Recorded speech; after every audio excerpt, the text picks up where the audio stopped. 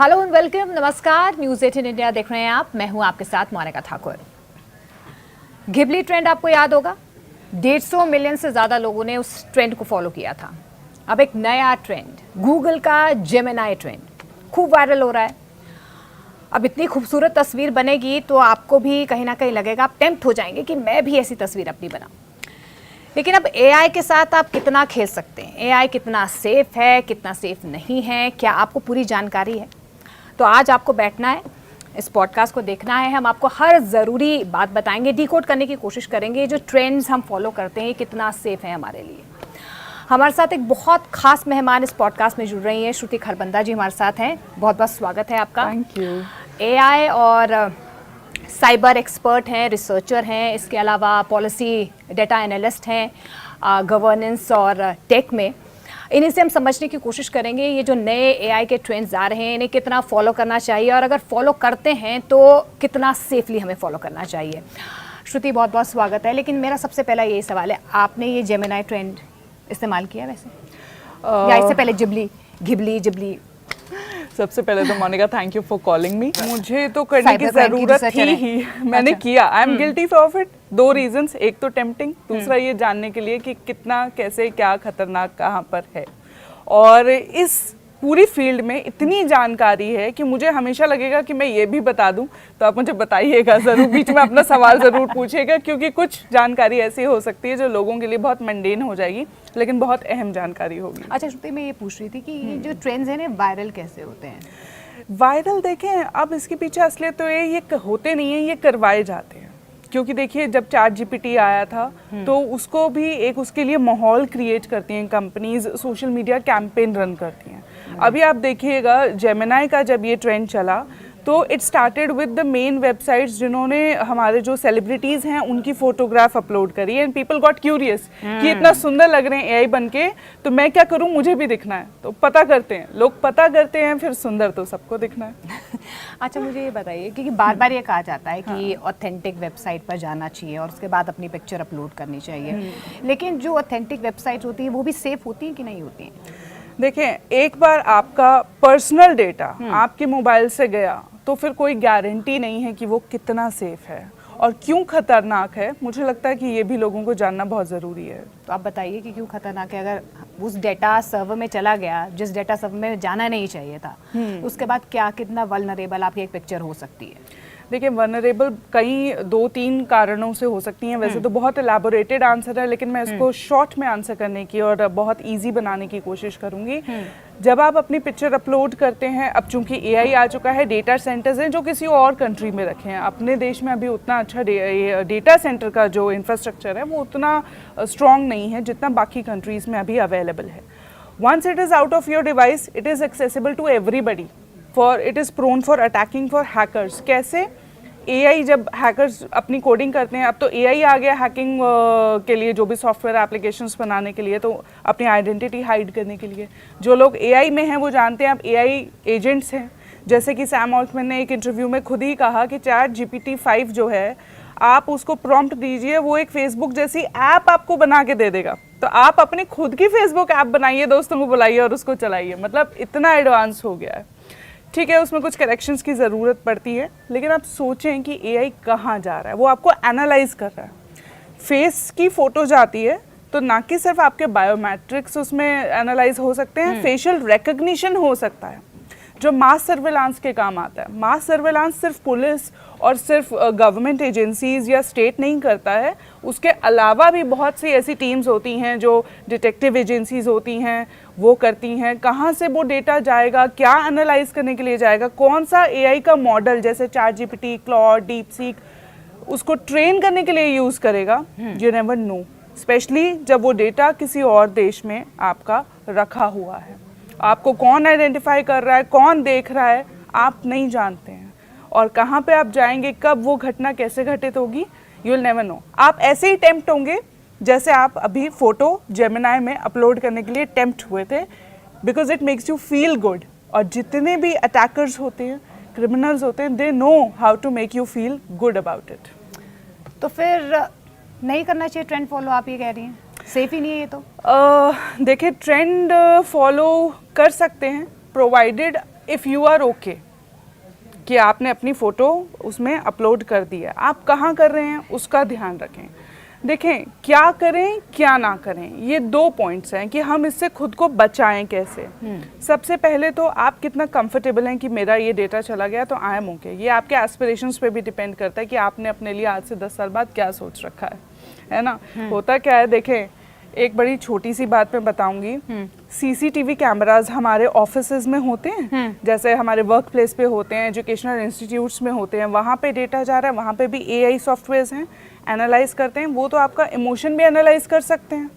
तो emotion analyse करके अगर आप वर्क प्लेस पे हैं तो जिसको एक्सेस होगा वो अपने पॉलिटिकल एस्पिरेशंस की वजह से आपको आगे आने देगा। मतलब कि अगर मुझे गुस्सा आ रहा है, हाँ, अपने ही बॉस पर गुस्सा आ रहा है, तो वो तो एनालाइज कर लेंगे मेरे जेस्चर्स। हाँ बिल्कुल, आपके जेस्चर्स उसमें एनालाइज होंगे। वो आपके मन में झांक रहे हैं, आप तो अपना ब्रेन अपलोड कर रहे हैं ना, आप क्या सोच रहे हैं। आप चैट पे लिख रहे हैं, बार बार सवाल पूछ रहे हैं, चैट जीपीटी आपको समझ रहा है, उसके पास सिर्फ टेक्स्ट है आपका, अभी वो आपका फेस और आपका टोन नहीं, ऐसा वो क्लेम करते हैं कि वो आपका फेस नहीं देख रहे हैं, आपका वॉइस जो है उसको एनालाइज नहीं कर रहे, ऐसा कंपनीज कहती हैं। लेकिन फिर ऐसी भी खबरें होती हैं कि फ़ोन में once you have the app तो आपकी आवाज़ भी रिकॉर्ड हो रही है, camera they can open and close, आपका चेहरा भी दिख रहा है। तो ये थोड़ा सा एरिया ऐसा है, ग्रे एरिया, कोई कहता है कोई कहता नहीं है, लेकिन हम मान के चलते हैं कि दिस इज़ अनसेफ टेरिटरी। तो आपको पर्सनल डेटा अवॉइड करना चाहिए, क्योंकि आने वाले टाइम में आपको ये ज़्यादा दिक्कत होगी। तो ये पर्सनल डेटा क्या है? पर्सनल डेटा, ये सवाल बहुत अच्छा आपने मतलब किया। देखें कैसे पता चले कि क्या डालना है, मतलब अपना नाम, आधार कार्ड, सरनेम, बैंक अकाउंट तो नहीं डालना चाहिए। ये मतलब देखिए, क्या ये होता है सारा पर्सनल डेटा है। इंडिया में डीपीडीपी एक्ट 2023 है, आईटी एक्ट है 2000 है, एक्ट्स तो खैर बहुत सारे हैं, लॉज भी हैं, लेकिन हम अगर पर्सनल डेटा का बात करें तो अभी ड्राफ्ट रूल्स भी बने हैं, नवंबर में आएंगे। लेकिन अभी तक जो थे, जो एक्ट पहले आया था, उसमें पर्सनल डेटा वो है जिससे भी आपको आइडेंटिफाई किया जा सकता है। वो आपका फेस हो सकता है, वो आपका आधार हो सकता है ना, वो that can be just about anything, कि आपका वोटर आईडी है। तो ऐसी कोई भी चीज़ जिससे आप आइडेंटिफाई हो जाए, that can be your biometrics and your voice as well ना, आप आइडेंटिफाई हो रहे हैं उससे, तो वो आपका पर्सनल डेटा है। हालांकि ये बहुत प्रिसाइजली डिफाइंड नहीं है उसमें भी, बट अभी तक लूजली मान लिया गया है जिस चीज़ से भी आप आइडेंटिफाई हो सकते हैं, आपके बारे में जानकारी हासिल करी जा सकती है, वो आपका पर्सनल डेटा है और वो आपको अवॉइड करना चाहिए। इसमें एक मैं सॉल्यूशन बताना चाहूँगी। आप अपना वो ईमेल एड्रेस यूज़ करें जो आपके आपके बैंक के पास या आधार कार्ड या पासपोर्ट में ना हो, क्योंकि अगर वही ईमेल आईडी आप यूज़ करते हैं इस तरह की ऐप्स को एक्सेस करने के लिए, गूगल प्ले स्टोर में अक्सर हम बहुत लेजी होते हैं, हमने एक बार आईडी बना लिया तो वही चल रहा है कि वो मांगते ही वही वाली जो आपकी एक्सेसिबल, मतलब वही वाली आपके फोन से अटैच कर रखा है उन्होंने। एग्जैक्टली, हर चीज के लिए। तो देखें, ये कहीं ना कहीं एंड लेवल पे तो दिस इज ऑल कनेक्टेड, लेकिन फिर भी कहते हैं जहाँ पे आपकी इस तरह की ईमेल्स आती हैं, क्योंकि ईमेल रीड करने का एक्सेस होता है, अक्सर आपके कॉन्टैक्ट्स की जो कंपनीज हैं वो परमिशन मांग लेती हैं, फिर भी कहते हैं कि आप ऑन अ फर्स्ट स्टेप आप अवॉइड करें वो ईमेल आईडी जिसमें आपकी सारी पर्सनल डेटा आता है, जैसे आपका पासपोर्ट की डिटेल्स होंगी, आधार की डिटेल्स होंगी, आपने वो ईमेल आईडी जो है बैंक में दे रखा होगा, आपकी स्टेटमेंट है, if you want to keep yourself protected. तो ये वाला डेटा तो हम डालते ही नहीं है। और ऑफिस का जो जिसमें लीगैलिटी का इशू हो, कॉन्फिडेंशियलिटी का इशू हो, वो भी उसमें नहीं डाला जाता, because once it is with the AI, वो कुछ भी किसी भी तरह से रीजनरेट कर सकता है, उसको रीराइट कर सकता है, उसमें ओरिजिनलिटी का भी, कॉपीराइट का भी अभी आप उस पर कुछ ऐसा क्लेम नहीं डाल सकते। वो रिस्पॉन्सिबिलिटी किस की है उस पर भी बातचीत अभी चल रही है दुनिया भर में, इसके लिए भी कोई बहुत प्रॉपर अभी गाइडलाइन या रूल नहीं आया है। अच्छा, आप ये कह रहे हैं कि हमारे ईमेल को भी एक्सेस कर सकते हैं, तो वो जो 2 स्टेप वेरिफिकेशन हम लोग करते हैं अपने ईमेल को सिक्योरिटी के लिए, तो वो भी सेफ नहीं है? रियलिटी तो yes, it is not safe now for now. देखें, तो मतलब हमारा फोन हैक्ड है, नॉर्मली इट इज़ सेफ, लेकिन अगर आपका डेटा लीक हो गया, हैकर्स के पास आ गया, तो वो समस्या क्रिएट कर सकता है। देखें, हैकर्स हमेशा एक स्टेप आगे सोचते हैं, उनके लिए 2 स्टेप वेरिफिकेशन अगर कोई स्पाइंग सॉफ्टवेयर ऑलरेडी आपके फोन में पड़ा हुआ है, उसको नहीं चाहिए ना आपका 2 स्टेप ऑथेंटिकेशन और anything, that is all useless. देखें एक हाँ उसको कुछ नहीं, क्योंकि वो तो आपके फोन में बैठा है। वो जैसे देखें व्हाट्सएप ये क्लेम करता है कि आपका मैसेज जो है वो कोडेड रहता है, एन्क्रिप्टेड रहता है, एंड टू एंड। वो उसका मतलब होता है ट्रांजिट में, यानी कि मैंने मैसेज भेजा मोनिका को, तो जब तक वो मोनिका के पास जा रहा है उस बीच में वो हाँ वो प्रोटेक्टेड है, वहाँ प्रोटेक्टेड है। इनके फोन में चला गया तो वो जो सॉफ्टवेयर है वो तो इनके फोन को देख रहा है ना, स्क्रीन देख रहा है, इन्होंने खोल के देखा तो वो चला गया, इट इज देयर ऑलरेडी। तो उस लेवल पे कॉन्शियस रहने की जरूरत है। आम रोजमर्रा की जिंदगी में तो हमने देखें वो भी लगा रखा है, पासवर्ड लगा रखा है, आम लोगों से हम शेयर नहीं करते। लेकिन यहाँ पे खतरा ये भी है क्योंकि एआई के एथिकल यूज पे भी कई जगह बात है, कई जगह रूल्स हैं, कहीं जगह किसी देश में गाइडलाइंस हैं। पहली बात तो हैकर्स को कोई रूल नहीं चाहिए होता है करने के लिए। और हम जहाँ तक ये बात कर रहे थे किस बारे में कि ईमेल, सॉरी मैं भूल गई, इट्स ओके, ईमेल के बारे में ना, कि हम वो कौन सा यूज करें या ना करें, 2 स्टेप वेरिफिकेशन हो, हाँ 2 स्टेप वेरिफिकेशन और कहाँ वो कितना सेफ है आपके लिए। तो हाँ वो इवेंचुअली सेफ नहीं है। नॉर्मल लाइफ में आप लोग अपने डेटा को बचा के रख सकते हैं, लेकिन इस लेवल पे जहाँ पे कोई हैकर्स हो और जब इस तरह का एआई चैटबॉट कह दे, चैट जीपीटी 5 जैसे कि मैंने अभी कहा कि आप फेसबुक टाइप की ऐप बना सकते हैं, तो आप एआई एजेंट्स बना सकते हैं। जो लोग एआई यूज कर रहे हैं, they know how to create AI agent, वो सब निकाल लेगा। तो आप ऐसा भी तो बना सकते हैं ना, हैकिंग सॉफ्टवेयर जो आ जाए फोन में और आप वो आपके फोन से सारा डेटा ले ले। सॉफ्टवेयर्स हैं ही, बिल्कुल है, मार्केट में है, मार्केट में लीगल, कुछ लीगल होंगे, उनकी लिमिटेशंस होंगी। जो इलीगल हैं they don't get caught but they are there. जैसे हम ये नहीं कह सकते ना आंख बंद करके कि क्राइम घटित ही नहीं होता है, क्राइम तो घटित हो रहा है। ये वो क्राइम होता है जो दिखाई नहीं देता है, आपका छोटे छोटे क्राइम। मैं अपना एक पर्सनल किस्सा बताती हूँ। मुझे उस दिन शौक लगा अभी पर्सनल, जब मैं अमेजोन री लॉग इन कर रही थी अपने एप्पल के लैपटॉप से। उसने मुझे जैसे ही मैंने अपना पासवर्ड डाला, उसने कहा कि डेटा लीक में ये पासवर्ड पाया गया है, आप अपना पासवर्ड चेंज करें। I was shocked. As simple as my Amazon. हम तो कहते हैं कि एप्पल सबसे ज़्यादा सेफ है। हाँ एप्पल भी सेफ नहीं है, सॉरी अब कुछ भी सेफ नहीं है। अब एआई के टाइम पे डोंट थिंक कि आपके पास एप्पल है इसलिए सेफ है, व्हाट्सएप आप यूज़ कर रहे हैं इसलिए सेफ है। Nothing is safe, everything is open. आप फ़ोन पे वही इंफॉर्मेशन डालें, वही बात करें जिसके लीक होने से आपको कोई समस्या नहीं है। तो फिर आपने पासवर्ड चेंज किया? पासवर्ड चेंज, अब देखिए मैं कहाँ फंसी वहाँ पे। हुआ क्या कि जैसे अक्सर फैमिलीज में क्या होता है, हम एक ही प्राइम मेंबरशिप ले लेते हैं जब भी हम ऐसा अमेजॉन टाइप का रिकॉर्ड करते हैं, और घर के 2-4 लोग उसी को यूज कर रहे हैं। मैं चेंज करूंगी वो लॉग आउट हो जाएंगे। तो नाउ वेटिंग, नाउ वेटिंग कि मेरे हस्बैंड आ जाएं तो उन्हीं के फोन से कर ले, वरना वो भी फंस जाएंगे, हम बूढ़े लोग वो भी फंस जाएंगे, हम भी फंस जाएंगे। चलो कोई बात नहीं, जाता तो जाए। अब देखिए अगर मेरे जैसा इंसान इतना आलस में हो सकता है, तो आम इंसान तो कितना प्रोन है इस चीज़ को लेके कि उसका पासवर्ड जा रहा है, उसकी पूरी हिस्ट्री जा रही है, इमोशन आपका एनालाइज हो रहा है, आप कब क्या खरीद रहे हैं वो एनालाइज हो रहा है। तो आपको पता भी नहीं लगता, जब आपको ज़रूरत होती है तभी वो ऐड आपको दिखती है। सिर्फ इसलिए नहीं दिखती है कि आपने, जैसे मैं मोनिका से बात कर रही हूँ, मैंने नाम ले लिया किसी चीज़ का, तो वो मेरे फ़ोन पे ऐड आना शुरू हो जाए। आप अब वो पूरा एसेस हो चुका है, महीने में मेरा कब मूड क्या रहता है, मेरा बजट क्या रहता है, मेरी शॉपिंग हिस्ट्री क्या है, उसी हिसाब से सेल भी आपको आपके उस पर दिखती है। आज मैं अगर मिठाई की बात करती हूँ तो आपको मिठाई की फीड्स आने लग जाती है। सुन भी रहा है। दूसरा ये भी है कि आप शॉपिंग भी तो कर रहे हैं ना, तो वो तो उसके तो सामने है ना कि एंड में आपने डिसीजन क्या लिया, तो वो आपका डिसीजन भी तो एनालाइज कर रहा है।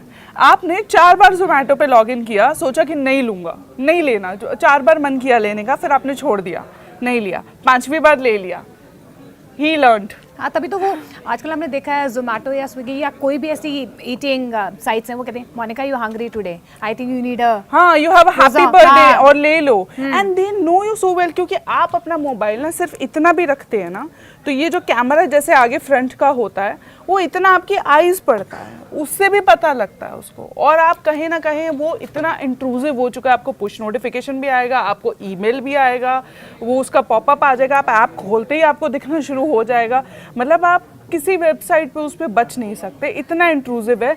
And then we get casual कि इट इज़ ओके। अगर आप एनालाइज करेंगे महीने के एंड में आपने क्या खर्चा किया, ग्रेजुअली यू विल नो कि भाई मैंने कहाँ पे जो है ऐसे कर दिया जहाँ ज़रूरत नहीं थी। आपने कहा कि सीसीटीवी कैमरेज सेफ नहीं है, फ़ोन सेफ नहीं है, व्हाट्सएप सेफ नहीं है, ईमेल सेफ नहीं है। सेफ क्या है फिर? सेफ आपकी समझदारी है, आप कितने समझदार हैं। देखिए लॉ की जहाँ तक बात है, ये बात मैं कह सकती हूँ। हाँ, इसकी बात करते हैं। क्या लॉ है इंडिया में? अगर इंडिया में साइबर क्राइम पर लॉ तो है, बना हुआ है। साइबर लॉज हैं, जैसे मैंने कहा कि डिजिटल डेटा प्रोटेक्शन के लिए जो है वो लॉ है। अभी ड्राफ्ट रूल्स भी बने हैं। उससे पहले इंफॉर्मेशन टेक्नोलॉजी एक्ट 2000 है, उसमें भी कई अमेंडमेंट्स हुए हैं। बेसिक लॉज हमारे पास हैं। भारतीय जो IPC जिसको हम कहते हैं ना, BNS अब जो नया हो गया है, वो भी है हमारे पास।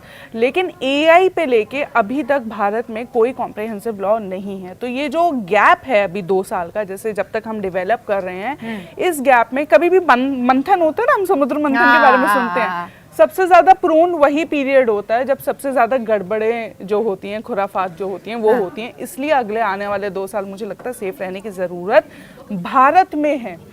EU में अगर हम यूरोप की बात करें तो पिछले साल AI एक्ट पास हो चुका है। यहाँ तक कि अमेरिका की अगर हम बात करें तो उनके पास भी कुछ एग्जीक्यूटिव ऑर्डर्स हैं और कुछ स्टेट के लॉज हैं जिससे वो अपना काम चला रहे हैं। हम अभी रियल लाइफ में जो हो रहा है उस पर काम चला रहे हैं। हमने वो रूल नहीं बनाया है कि क्या करें या क्या ना करें जिस पे हम ये कहें कि देखिए इस कंपनी ने ऐसा किया, इसको नहीं करना चाहिए था, या इस व्यक्ति विशेष ने ऐसा किया जो इसे नहीं करना चाहिए था।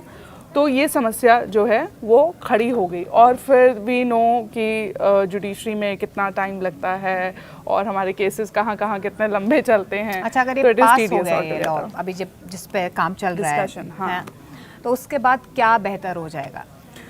देखिए कुछ चीज़ें हम जो उम्मीद करते हैं, सबसे पहले तो पर्सनल डेटा डिफाइन करना बहुत ज़रूरी है कि आपको पता लगे कि कहाँ अपलोड करें, क्या ना करें। अभी क्या है ना, सब विभागों का अलग अलग है। वोटर ID में आपकी फ़ोटो होती है, उसमें आपकी एज लिखी होती है, आपका जेंडर लिखा होता है, which falls under the personal data thing also. लेकिन कुछ चीज़ें आपको सार्वजनिक देनी भी होती हैं, वो डेटा वेबसाइट पर भी अपलोड होता है। जैसा कि हमने देखा अभी इलेक्शंस में हुआ कि नहीं, आपको कुछ जानकारी तो देनी भी है ना। तो वो वेबसाइट्स अपना कैसे करेंगी, ये जो है पुख्ता करेंगी कि वो डेटा कहीं और जाके कोई पॉलिटिकल पार्टी या कोई हैकर या any third person with the malicious intent उसको यूज़ नहीं करेगा। तो वहाँ हम अभी प्रोन हैं, अभी कुछ हुआ नहीं है तो काम चल रहा है। टच वुड दैट वे, भगवान भरोसे। साफ नीयत आपको बचा सकती है और सजग रहना, अलर्ट रहना, सचेत रहना ही आपको जो है फिलहाल बचा सकता है। जैसे आधार कार्ड है, आपका वोटर ID है, पासपोर्ट है, ये सारी चीज़ें जो हैं आपको बहुत बचा के रखनी है। देखिए कि आप कहाँ डाल रहे हैं, कहाँ नहीं डाल रहे हैं। अक्सर आधार तो हर चीज़ के साथ लिंक्ड है। अच्छा, ये भी तो होता है कि हमारा कार्ड भी हर चीज़ से लिंक्ड है, वो ऑटो पे पर पहले ही आ जाता है, तो वो भी एवरीथिंग इज सो सीमलेस। ये कंपनीज देखें, ट्रांजैक्शनल जो कंपनीज हैं, ये तो काफ़ी हद तक एक जिसे कहते हैं ना सेट ऑफ रूल्स जो हैं, ये तो उसको यूज़ कर रही हैं। मतलब वो रूल्स इन्होंने अपनाए हुए हैं और I am not able to find the right word कि इन्होंने उस कानून को, एक सेट ऑफ लॉ को, गाइडलाइन को अपना रखा है कि ताकि लोगों को नुकसान ना हो। Banks are definitely trying to ensure कि उनके कस्टमर्स सेफ रहें, वरना तो लोग सारे पैसे ही निकाल लेंगे। क्योंकि हम तो सारे डिजिटल पेमेंट, तो कहीं ना कहीं आपको मिडिल पर्सन से वहाँ पे बचने की ज़रूरत होती है। आप कौन से प्लेटफॉर्म में दे रहे हैं। जैसे बहुत से रेस्टोरेंट्स आपका नंबर मांग लेते थे, phone number, as easy which is a personal data now, क्योंकि उससे पता लग जाएगा आप ही हैं, तो वो आपको ऑफर सेंड कर सकें। लेकिन आजकल आप फ़ोन डालेंगे तो सारी जानकारी उसी से भी काफ़ी ज़्यादा बाहर आ जाती है। तो आप शॉपिंग करने जाएं तो अपना नंबर वहाँ शेयर ना करें, अपना ईमेल एड्रेस वो ना यूज़ करें। ये जो एहतियातिक जो स्टेप है, जो हम इस बीच में, जब तक हमारे पास लॉ नहीं आता है तब तक हम ये यूज़ कर सकते हैं कि हम कॉन्फिडेंशियल डेटा जिसका लीक होने का खतरा हो, लीगल डेटा ऑफिस का हो, आपका पर्सनल डेटा हो, आधार, पासपोर्ट, इस तरह की चीज़ें अपलोड करने से बचें। क्योंकि ये देखिए टेम्पटेशन से ही सब कुछ होता है। जैसे क्रिमिनल भी वही यूज़ करते हैं ना, कि कहते हैं कि आप इतने, आपकी लॉटरी लगी है, आप OTP दीजिए। इस तरीके से साइबर फ्रॉड हमारे जो हैं वो होते हैं, तो हम टेम्प्ट हो जाते हैं। सिमिलरली इस तरह के chatbot, they are so easy, और अब तो कंपटीशन भी है कि वो हमें बहुत हेल्प करते हैं। हमारे प्रोडक्टिविटी बढ़ गई है जिसको हम कह रहे हैं ना। आपका डेटा एनालाइज, आपने अपना डॉक्यूमेंट डाला, it made sense for you, उसकी पूरी वोकैबुलरी डेवलप्ड है। जो आपके चैटबॉट्स हैं जितने भी हैं, आपका ChatGPT हो गया, जेमिनी हो गया, क्लॉड हो गया, DeepSeek हो गया, सबकी पूरी फुल वोकैबुलरी है। आप कोई शब्द डालेंगे वो समझ जाएगा कि आप क्या कहना चाह रहे हैं, आप क्या जानना चाह रहे हैं।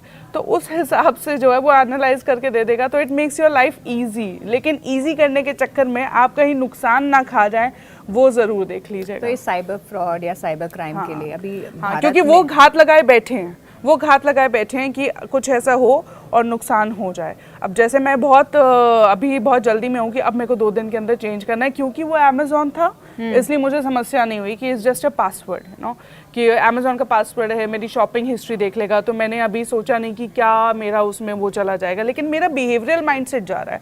इसमें बहुत निजता का हनन भी है, मैं क्या खरीद रही हूँ, क्या नहीं खरीद रही हूँ, मैं कितना पैसा उसमें डाल रही हूँ, वो मेरी अपनी पर्सनल चीज़ भी तो है ना। बहुत चीज़ें मैं नहीं बताना चाहती किसी को कि मैं क्या यूज़ करती हूँ।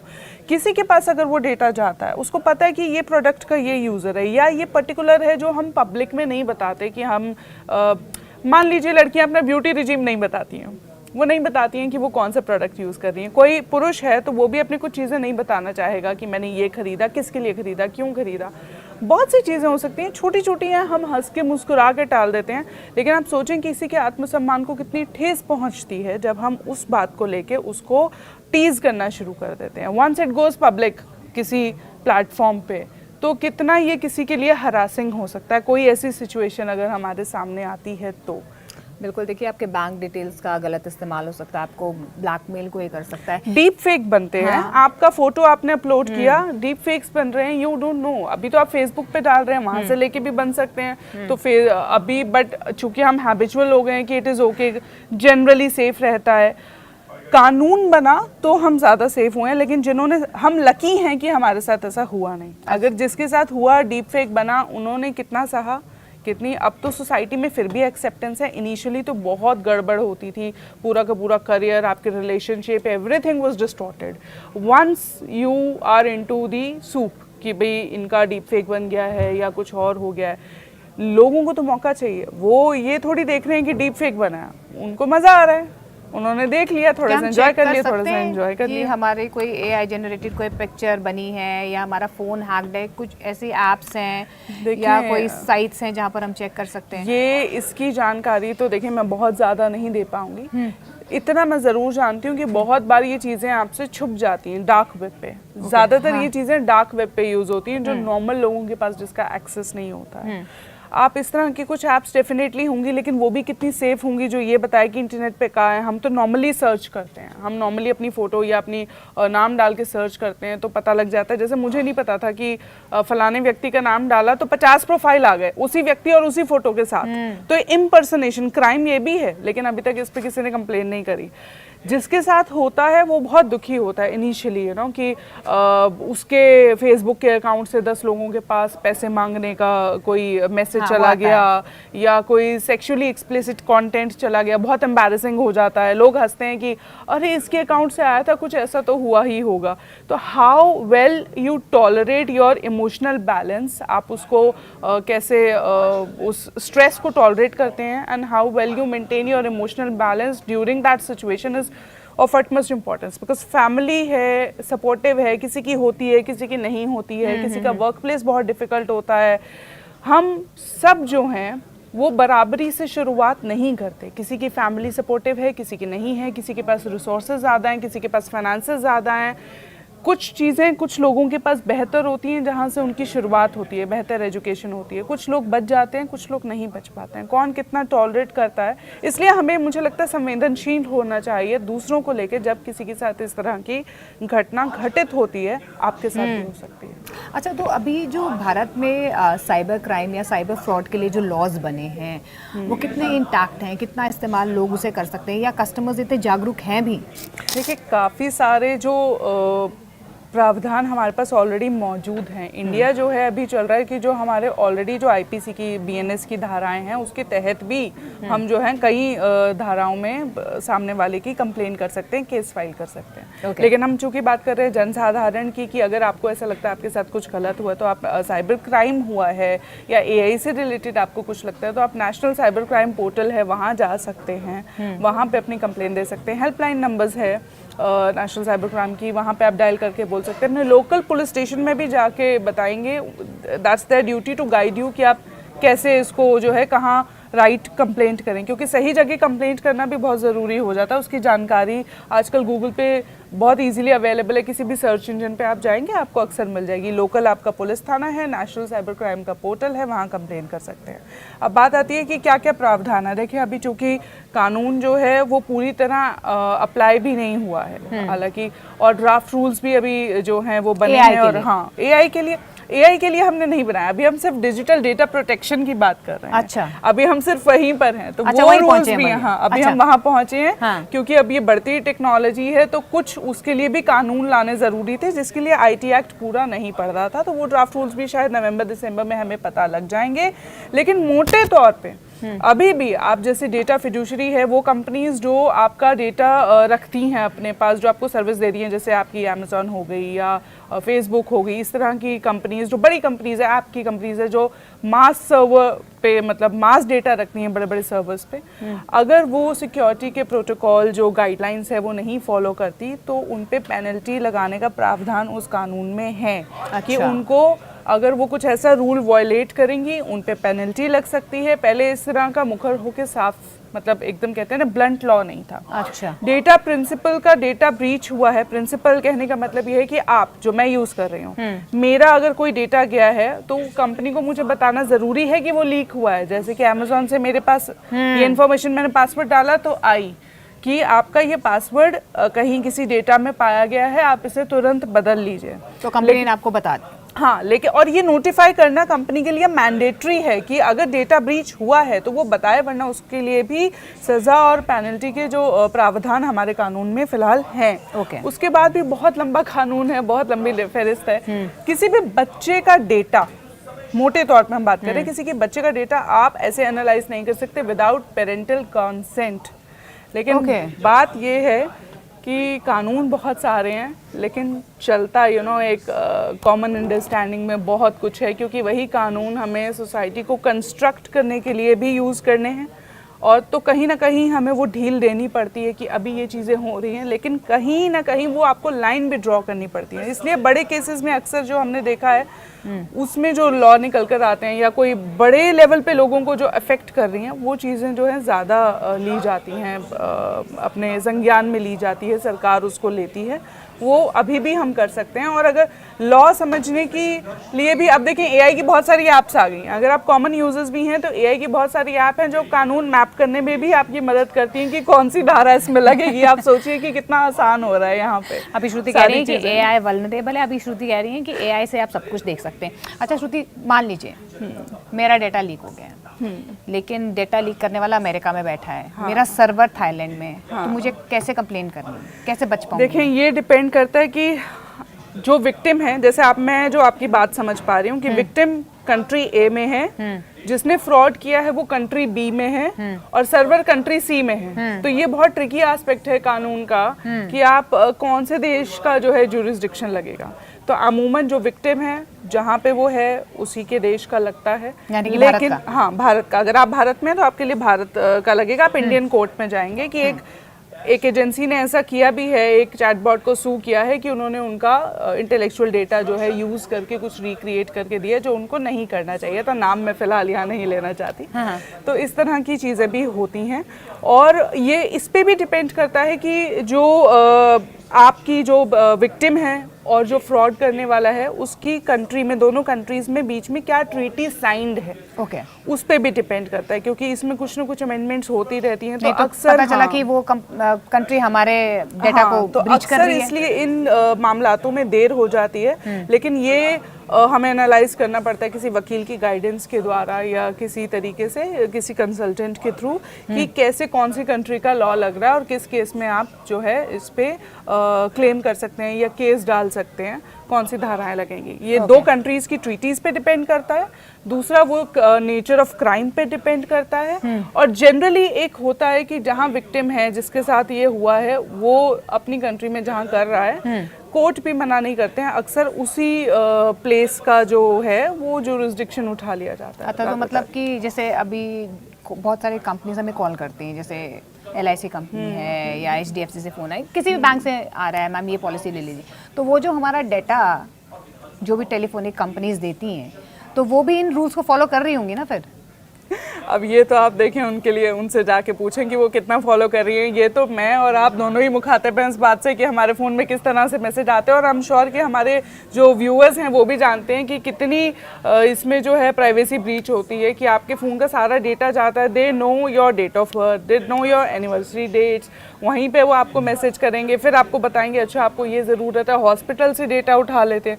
अगर आप बहुत ज़्यादा पेन मतलब पीड़ित हो जाते हैं, आप बहुत पेन में आ जाते हैं कि you are irritated with all of these, you can definitely go, वरना गो एंड कंप्लेन। अदरवाइज लोगों ने अपने अपने जो हैं वो नुस्खे निकाल लिए हैं कि अपना नंबर लीक ही नहीं करना, अपना नंबर कहीं देना नहीं। Nobody can force you to ask for your number. Nobody can forcefully ask for your number. So अच्छा, that is also a thing. ये जो डेटा है इतना ज़्यादा कहाँ जा रहा है? ये डेटा देखें सर्वर्स में स्टोर होता है।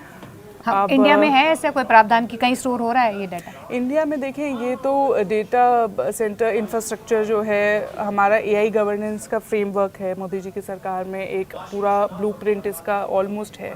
जैसे हमने कहा कि बड़ी बड़ी कंपनीज़ हैं, अंबानीज़ हैं, अडानीज़ हैं, और भी जो बड़े प्लेयर्स हैं मार्केट में, वो इस तरह की सर्विसेज लेके आ रहे हैं। उनके डेटा स्ट्रक्चर अभी बिल्ड हो रहे हैं, अभी वो बन रहे हैं। जैसे हमने कहा एनवीडिया से हमने सिम मंगवा रहे हैं, हमने सबसे लेटेस्ट सिम खरीदी है। बहुत सी चीज़ें पब्लिक डोमेन में हैं, बहुत सी चीज़ें पब्लिक डोमेन में नहीं हैं, लेकिन मेजरली डेटा सेंटर्स जो हैं अब वो बनना शुरू हो रहे हैं, पहले नहीं थे, इंडिया में नहीं। अच्छा, कितनी ज़रूरत है ऐसे डेटा सेंटर्स की? बहुत ज़रूरत है। देखें, क्योंकि एआई आ चुका है, एआई सब कुछ एनालाइज कर रहा है, अब तो इंसान को कुछ चाहिए नहीं ना, ह्यूमन इंटरवेंशन बहुत जगह पे नहीं चाहिए।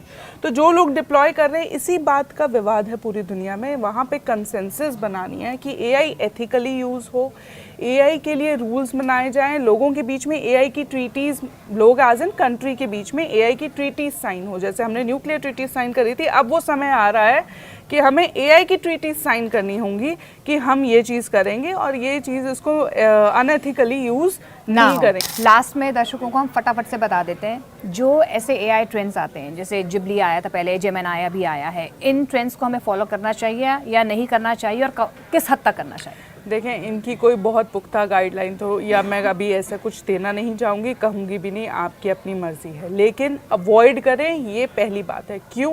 क्योंकि एआई डेवलप हो रहा है और बहुत तेज़ी से डेवलप हो रहा है, आपको नहीं पता कि ये कहाँ जाके रुकेगा। इसको ऐसे मान लीजिए जैसे समुद्र मंथन का समय है, अभी मंथन हो रहा है, तो आपकी फ़ोटो कहाँ जाके किस जगह आपका फेशियल रिकग्निशन में यूज़ हो रही है कि मास सर्विलांस में यूज़ हो रही है, आपकी फ़ोटो कहाँ जा रही है, कैसे एआई डेटा से जो है वो एआई मॉडल्स जो हैं वो ट्रेन हो रहे हैं, यू डोंट नो। स्पेशली जब एआई एजेंट तक के कॉन्सेप्ट आ गए हैं कि एक एआई आपके लिए सॉफ्टवेयर बना दे रहा है, एक एजेंट बना दे रहा है जो आपके बाकी सारे काम कर दे रहा है। ठीक है। तो ऐसे माहौल में मुझे लगता है कि ऐसे टेम्पटेशन से थोड़ा सतर्क रहें और बच के। अच्छा, किन 3 बातों का ख्याल रखना चाहिए अगर आप ऐसे एआई ट्रेंड को फॉलो करते हैं? एआई ट्रेंड को फॉलो करते हैं तो देखिए, सबसे पहले तो हम यही कहते हैं कि अपनी फ़ोटो वो मत डालिए जो आपको कल को लीक हो जाए तो उससे समस्या हो, वो आप देख लीजिए। आप टेढ़ी मेढ़ी फ़ोटो डाल लीजिए कि फ़ोटो आपकी रिकग्नाइज प्रॉपरली ना हो, आपके बायोमेट्रिक्स उसमें ना जाएं, उससे पहला तो बचें ऐसे ट्रेंड से।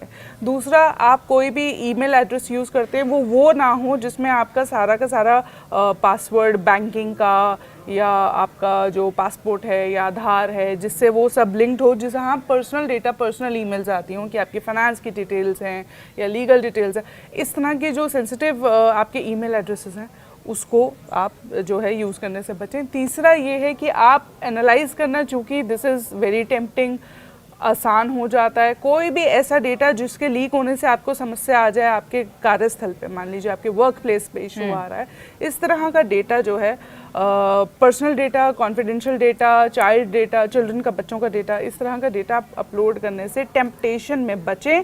फिर भी अगर मन है तो कुछ बड़ी कंपनीज हैं जिसको हम at the end of the day we can hold them responsible, लेकिन देखें सर्वर कहाँ है और वो डेटा कहाँ निकाल के कोई कैसे फ़ोन आपकी फ़ोटोग्राफ यूज़ कर रहा है, यू डोंट नो। और जब तक वो सामने नहीं आता, समस्या नहीं है, तो हम सब ओके हैं। अच्छा, ये कहते हैं कि ऑथेंटिक वेबसाइट्स से ही ऐसे ट्रेंड्स को आपको फॉलो करना चाहिए। क्या वाकई में अगर हम ऑथेंटिक का साइट्स से इन ट्रेंड्स को फॉलो करते हैं तो उसमें हम सेफ हैं? कहीं ना कहीं मैं कहूँगी हाँ, because when you are too big you can be held accountable. Anybody can hold you accountable for that. जैसे पीछे मेटा का हमने देखा, दे हैव अ रिस्पॉन्सिबिलिटी, क्योंकि उन्होंने पूरा कंट्रीज में अपना जो है वो कई देशों के रूल उनको फॉलो करने पड़ते हैं, इसलिए उनको आप अकाउंटेबिलिटी उनकी होल्ड कर सकते हैं। जितनी बड़ी कंपनीज हैं, छोटी छोटी जो कंपनीज हैं, छोटे ऐप्स हैं जिनके बारे में आप जानते नहीं, पीछे पता नहीं आपने वो डाउनलोड करी, क्योंकि AI है, बहुत टेम्पटिंग ऐप्स हैं। यहाँ तक कि मैं एक छोटा सा किस्सा बताऊँ, एक ड्राइवर के साथ मैं कार में जा रही थी, तो उसने मुझे 4 तरह की AI नई ऐप्स बता दी कि मैम देखिए ये नेविगेशन है। जब मैंने देखा उसके बहुत ज़्यादा डाउनलोड्स नहीं थे, उसकी पेरेंट कंपनी के बारे में नहीं जानती थी। मैं ऐसी कोई ऐप डाउनलोड कर लूँ जो मेरे फ़ोन से सेंसिटिव डेटा सारा निकाल ले, तो वो भी सेफ नहीं है। तो वो आप हमेशा देखिए। अच्छा, जेमिनी जो ऐप है ये अभी अगर मैं आईफोन ऐप स्टोर में बात करूं तो नंबर 1 ट्रेंडिंग है, और जब जिबली आई थी तो वो भी नंबर 1 ट्रेंडिंग थी, और कनाडा और बाहर की जो यूरोप की कंट्रीज है उसमें 4th नंबर पर है ये। तो आप ये समझ सकते हैं कि लोग कितना इस ट्रेंड को फॉलो कर रहे हैं। बिल्कुल लोग ट्रेंड को फॉलो कर रहे हैं, लेकिन आप ये देखें ना कि उन कंट्रीज़ में वो प्रावधान अभी बन भी चुके हैं काफ़ी हद तक। जैसे मैंने कहा था अभी पॉडकास्ट में पहले भी कि यूरोप में तो AI एक्ट पिछले साल ही आ गया था।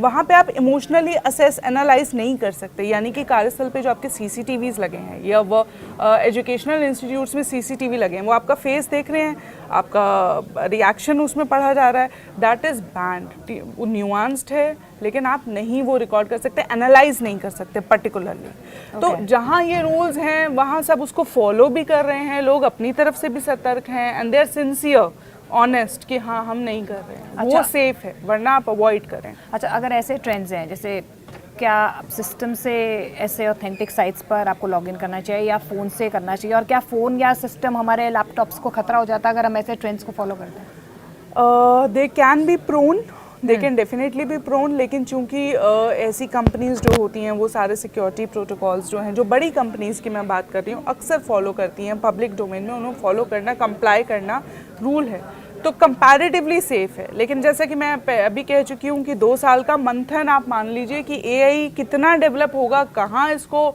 फुल स्टॉप लगेगा, कहाँ उसके रूल्स कैसे कंट्रीज आपस में डिसाइड करेंगी एथिकली यूज़ करें ना करें। अभी तो सिम पे भी विवाद चल रहा है ना कि सिम कार्ड हम एक कंट्री को देंगे कि नहीं देंगे, दूसरी कंट्री को देंगे कि नहीं देंगे, क्योंकि AI तो न्यूक्लियर में भी जा रहा है, डिफेंस में भी यूज़ हो रहा है। तो कहीं ना कहीं ये चीज़ें अभी बहुत वनरेबल हैं। तो इस तरह के टेम्प्ट कंपनीज देखें निकालती हैं अपने प्रमोशन के लिए।